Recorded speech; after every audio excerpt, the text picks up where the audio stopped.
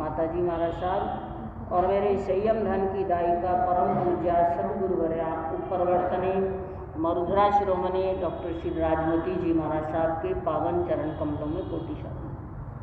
धर्म प्रेमी बंधुओं, शीलवती मातृशक्ति, आज का परम पावन दिवस परम पूज्या मरुधरा शिरोमणि श्रमण संघ के उपप्रवर्तन सदगुरुवर्या डॉक्टर श्री राजमती जी महाराज साहब का 54वां दीक्षा दिवस। ये संयम जीवन में प्रवेश करना, संयम में पराक्रम करना, ये हर एक के बस की बात नहीं है। गुरु का आशीर्वाद हो, गुरु के वचन, आगम की वाणी गुरु के मुखारविंद से सुनने के बाद जिसका चिंतन, जिसका चेतन जाग जाता है, वो संयम में पराक्रम कर सकता है। बहुत छोटी उम्र में, मात्र 9-10 साल की उम्र में दयाव्रत की साधना करते करते वैराग्य भाव का जागरण हो गया। दयाव्रत में तो 11 समाई करी, उतने समय तक 6 काया का प्रतिपालक रहा। लेकिन वो दयाव्रत की साधना करते करते जीवन पर्यंत के लिए 6 काया का प्रतिपालक होने का संकल्प जग जाना, ये अनंत अनंत पुण्यवाणी का उदय होता है। और आशीर्वाद मिला परम श्रद्धे दिव्य विभूति श्रमण सूर्य मरुधर केसरी 1008 उज्जय गुरुदेव श्री मिश्रीमल जी महाराज साहब, असीम कृपा आपके ऊपर, आपके परिवार के ऊपर, और मंगलिक सुनाने के लिए गांव में पधारे सारण में, जब सेठ जुगराज जी गुगलिया का स्वर्गवास हो गया, यानी कि आपके पिताश्री, उससे पहले वैराग्य भाव का जागरण हो गया, बीज का वपन हो गया था। गुरुदेव ने मंगलिक फरमाते हुए अपने मुखारविंद से कहा कि ये संसार असार है, ये नाशवान है, ये काया नाशवान है, इसलिए अपने आत्मा के कल्याण के लिए उत्तम मार्ग का चयन करना चाहिए, करो नहीं का आदेश नहीं दिया कि करना चाहिए, क्योंकि वो गुरुदेव जानते हैं कि ये धर्म जो है ये इच्छा का धर्म है, ये दबाव का धर्म नहीं है, करना चाहिए। और बस गुरु के वचन लगे, वैराग्य का बीज वपन हो चुका था आपके हृदय में। और फिर माता श्री प्यारी बाई जी, जो वर्तमान में महाश्रमणी शतपुष्प चंद्रिका महासती श्री पुष्पवती जी माताजी महाराज साहब के रूप में आपके समक्ष आशीर्वाद प्रदान कर रहे हैं, उनके मन में भी ये संसार असार है, इस बात का निश्चय हो गया और संयम जीवन में प्रवेश करने का संकल्प लिया। और वो महान मातृशक्ति जिन्होंने स्वयं को प्रवेश किया संयम जीवन में और अपनी संतानों को भी कभी अंतराय नहीं दिया। अब रही बात मुन्नी मैया की, आपके ऊपर गुरु भगवंत का जो आशीर्वाद है उसको ये सर्वस्व मानते हैं कि जो गुरु ने कहा, जो गुरु के वचन, जो गुरु का आशीर्वाद, वो मेरे लिए श्रेयकार है। और गुरु ने जो पाठ पढ़ाया समता का, सहिष्णुता का, करुणा का, दया का, वही नक्शे कदम पर बराबर चल रहे हैं। हालांकि द्रव्य क्षेत्र काल भाव के अनुसार कुछ परिस्थितियां ऐसी बनती हैं कि जवाब देना भी पड़ता है, लेकिन तब भी आपका मौन जो है वो मुझे खलता है। क्योंकि जहां बोलना होता है वहां बोलना चाहिए, लेकिन आपकी बात ये रहती है कि गुरु ने कहा है कि जो जैसा करेगा, जो अमानत में खयानत करता है उसके कर्म धर्म उसके साथ हैं और उसका भुगतान भी उसी को करना है। आप अपने सहिष्णुता रखते हुए अपनी वाणी का दुरुपयोग मत करो। ये गुरु के शिक्षाओं को पूरी तरह से अमल में लाने का प्रयास करो। उपसर्ग हो, परिचय हो, सब सहन कर लेते हैं, और जो स्वाध्याय संयम में रमन करते हुए जो आपका जो जीवन है वो एक तन्मय जीवन, मस्ती का जीवन है। और अभी छोटे साध्वी जी बात कर रहे थे कि चमत्कार जो है वो आपकी श्रद्धा में चमत्कार होता है। आपको धर्म का मार्ग, धर्म की वाणी बताना रहता है, जिन वाणी सुनाना रहता है, लेकिन जिसकी जितनी जितनी श्रद्धा होती है चमत्कार उस श्रद्धा के अनुसार घटित होते हैं। आपकी श्रद्धा, कहते हैं कि जितना गुड़ डालो उतना मीठा होता है, तो जितनी जितनी आपकी श्रद्धा होती है उतना उतना सुफल आपको प्राप्त होता है। आप उसे चाहे चमत्कार कहें, चाहे आशीर्वाद कहें, चाहे अपने पुण्य कर्मों का उदय कहें, कुछ भी कह सकते हैं, लेकिन आपकी वाणी वास्तव में कारगर है। आपका आशीर्वाद फलीभूत होता है। कब फलीभूत होता है?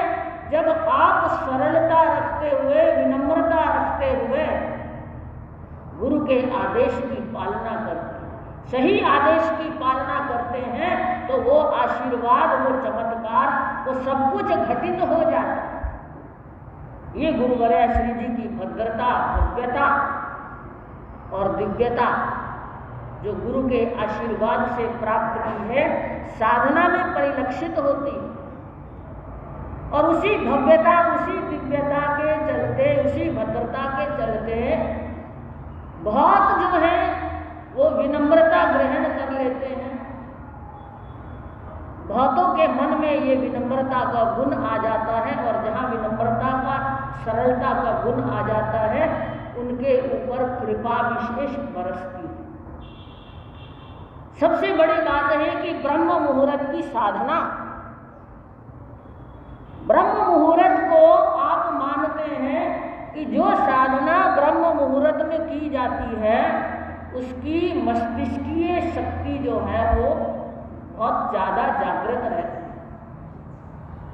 ब्रह्म मुहूर्त में जागने वालों को कभी भी ये ब्रह्मी बूटी लेने की जरूरत नहीं होती। आपका नियम है सुबह 3 बजे उठ जाना और अपने ध्यान साधना, योग साधना, ये सब करना, स्वाध्याय करना, ये नियम है। क्योंकि जो हमारे मस्तिष्क में उस समय ये सेरोटोनिन जो है वो उत्सर्जित होता है, वो हमारी प्रसन्नता का, हमारी शांति का, हमारी आनंद का उत्तरदायी होता है। लेकिन आजकल की जो जनरेशन है वो ब्रह्म मुहूर्त को समझती ही नहीं है। ब्रह्म मुहूर्त में तो वो सोने जाते हैं, है ना? ठीक बात है ना? 2:30-3 बज जाते हैं उनको कंप्यूटरों पे ऑनलाइन काम करते करते, और 2:30-3 बजे सोने जाते हैं, और फिर पोरसी, 1.5 पोरसी, 2 पोरसी उनकी बिस्तरों में आ जाते हैं, नींद में आ जाते हैं। लेकिन जो नियम है, जो गुरुदेव फरमाते थे, जो गुरुनी मैया का जो नियम है, वो ब्रह्म मुहूर्त की साधना ये नितांत आवश्यक हो जाती है। इसलिए सभी को हम सभी को यही आपका आदेश निर्देश रहता है कि ब्रह्म मुहूर्त में उठकर अपना जो दैनिक चर्या है, दैनिक नियम है, साधु जीवन के अनुरूप वो कर लेना चाहिए, क्योंकि इससे हमारी मस्तिष्क की शक्ति का नियंत्रण होता है, नियोजन होता है, और वो जो अल्फा रेंज का विकास होता है, उस अल्फा रेंज के अंदर हमारे चित्त में अभूतपूर्व जो है सुकून मिलता है, शांति मिलती है, आनंद मिलता है। कभी जागकर देखना, सुबह उठकर सामायिक करके देखना, 4 बजे मौन साधना करके सामायिक करके देखना, आपको कितना सुकून मिलता है, शांति मिलती है, अनुभूति मिलती है। और गुरु का ही आशीर्वाद है कि आप अप्रमत्त साधना करते हुए, और सबसे बड़ी बात है मंद कषाय। कषाय जो हैं बहुत हल्के हैं। कषाय तो रहेंगे जब तक छद्मस्त अवस्था है, कषाय रहेंगे, लेकिन बहुत हल्के हैं, बहुत जल्दी, बहुत सरलता में, बहुत विनम्रता आपके भीतर है। और सबसे बड़ी बात जो है, आपकी गुरु के प्रति जो अगाध श्रद्धा है, अगाध निष्ठा है, अपने बड़े गुरुजनों के प्रति, अपनी गुरुनी मैया के प्रति जो उनका आशीर्वाद, हर सफलता को उनका आशीर्वाद मानते हैं, उसके पीछे ये आपकी हर कदम पर साधना में, सफलता में सहायक रहता है वो आशीर्वाद।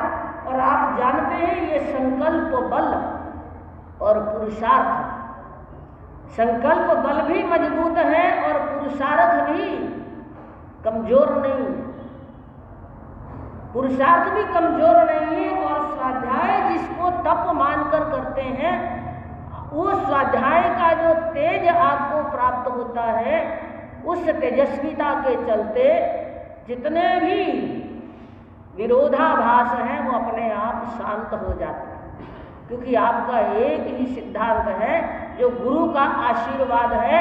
गुरु जिस नक्शे कदम पर चले, उनके सामने विरोधी टिकता नहीं था। आज नहीं, अगर वो झुका तो कल झुक जाएगा। जिस दिन उसके बोध होगा, बोध का जागरण होगा, सही समझ आएगी, उस दिन उसको अपनी गलती का एहसास होगा। लेकिन होता जरूर है, ये बात आपके मन में पूरा पूरा विश्वास रहता है। और दूसरी बात है प्रार्थना, पूजा और नमस्कार। ये 3 आपके जीवन के और विशेष सूत्र हैं। प्रार्थना, जिनेश्वर भगवान के चरणों में प्रार्थना करना। क्या प्रार्थना करना? बोधि लाभ की प्रार्थना करना। सम्यक्त्व जो है वो दूषित नहीं हो, उसके लिए प्रार्थना करना। अपना संयम धन जो है, ये अनमोल धन है, ये हमेशा कायम रहे, इसकी प्रार्थना करना। और फिर प्रार्थना के साथ पूजा। पूजा किसकी की जाती है? पूजा की जाती है, अपने आराध्य देवों की पूजा की जाती है। सबका अपना अपना कोई ना कोई इष्ट होता है, उसकी पूजा की जाती है। फिर नमस्कार किया जाता है। गुरु को नमस्कार किए बिना कोई भी सफलता मिलती नहीं। तो पहला नमस्कार होता है गुरु को, फिर उसके बाद अपना पूज्य के प्रति पूजा का भाव होता है, और फिर प्रार्थना होती है कि प्रार्थना में वही चाहना कि भावों की निर्मलता रहे, भावों की निर्मलता रहे, भावों की सरलता रहे, विनम्रता रहे। और ये जो संयम धन है, ये हमेशा हमेशा जो है ये उज्ज्वल रहे, धवल रहे, इस बात की प्रार्थना होती है। और इसी साधना के बल पर गुरुदेव के द्वारा जो बताया गया मार्ग है, दीपावली महान पर्व पर वर्षों हो गए, संयम जीवन की अर्ध शताब्दी हमने मना ली। 4 साल पहले, 3 साल पहले, और लगभग वही साधना की भी अर्ध शताब्दी जो दीपावली महान पर्व पर प्रभु महावीर के निर्वाण उत्सव पर जो तेला तप की साधना होती है, वो भी बराबर बराबर अर्ध शताब्दी होने को है। जो गुरु ने मार्ग संभलाया है, साधना का मार्ग संभलाया, स्वाध्याय का मार्ग संभलाया, उसको पूरी तरह से आप आराधना साधना में तत्पर रहते हैं और 3 दिन तक मौन रहना, तेला तप करना, स्वाध्याय करना, जप जाप करना, और उसी का जो परिणाम सुफल है आप सभी के लिए, गुरु भक्तों के लिए, साधकों के लिए गौतम प्रतिपदा के दिन महामंगली के रूप में फरमाया जाता है। और जो जो अपने अपने मनोभाव लेकर आते हैं उनकी मनोकामनाएं पूर्ण होती हैं। क्योंकि शुरू में ही यही बात थी कि चमत्कार साधना में नहीं, चमत्कार आपकी श्रद्धा में होता है। जो श्रद्धा भाव से आता है, आस्था के साथ आता है, सरलता रख कर आता है, उसकी मनोकामनाएं उस महामंगली को सुनते सुनते जो है उसके कर्मों में निर्जरा होती हैं और सुफल की प्राप्ति हो जाती है।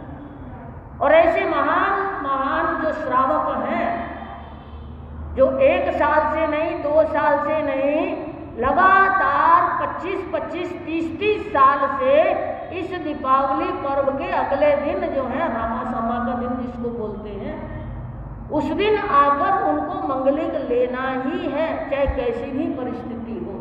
यहाँ तक कि छोड़ने वालों ने कोरोना काल में भी उस मंगलिक को नहीं छोड़ा। जब लोगों ने प्रतिबंध लगा रखा था, इतना बड़ा आयोजन नहीं हो सकता है, इतने लोगों को इकट्ठा नहीं किया जा सकता, लेकिन क्रमानुसार पंचमी तक, एकम से लेकर पंचमी तक आपके वैशाली नगर में ही वो महामंगलिक सुनने के लिए लोग जो भक्त पधारे थे, उन्होंने वो क्रम जो है 20 साल, 30 साल, 25 साल, 30 साल वाला वो क्रम तोड़ने का उनमें हिम्मत नहीं हुई कि हम ऐसी स्थिति में भी इस मंगली को हम छोड़ें। तो आप भी दीपावली पर्व नजदीक आ रहा है, तेला तप के लिए आपको प्रेरणाएं दी जा रही हैं। और जहां आज आप 3-3 सामायिक करके गुरुवर्या श्री जी के चरणों में अपने श्रद्धा सुमन समर्पित कर रहे हैं, तो मेरा इतना सा और आपके लिए प्रेरणा है कि दीपावली महान पर्व पर अपने रसन इंद्रियों को वश में रखते हुए तेला तप करने की भावना भी रखें और महामंगलिक में ज़्यादा से ज़्यादा उपस्थित होने का लक्ष्य रखें।